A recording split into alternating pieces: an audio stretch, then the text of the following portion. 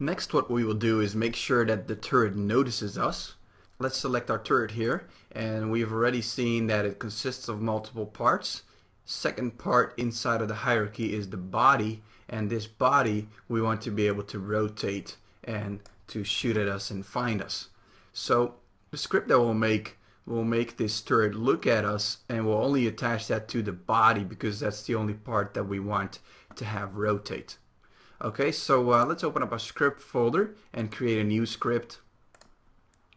Let's call it turret control, and let's open it up, and we'll use the update function this time, but before that let's define a variable and call it look at target.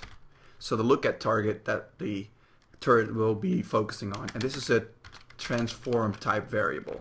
Perfect. Now, and here comes the power of Unity once again. We only need one line of code to do this, just simply by typing transform dot look at, and then simply put the variable there, look at target. Alright, so now the only thing we need to do is attach the script and define this variable using the editor. So let's save this, drag it on top of our turret body, open it up, and we can see it here. It still needs to look at target, so we'll drag the player on top of it.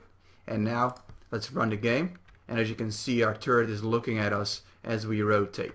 Wow, that's pretty scary and quite a big difference to the other game that we were making, or I should say the other parts of the game. And as you can see, as we get closer, the turret also looks down towards our center, and as we move further away, it also keeps adjusting itself. Now, if I, for example, would build a little ramp and walk on top of the ramp, then of course, if I be higher than the turret, it would also be looking up. For example, when I jump, you can see that same effect.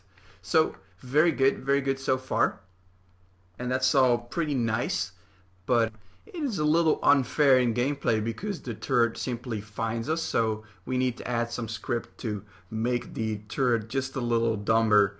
And also we need, of course, to add some script to make him shoot, because the flames are now coming out pretty standardly, and we'll need to make that flicker. So let's continue with that and make our turret come to life just a little more in the next videos.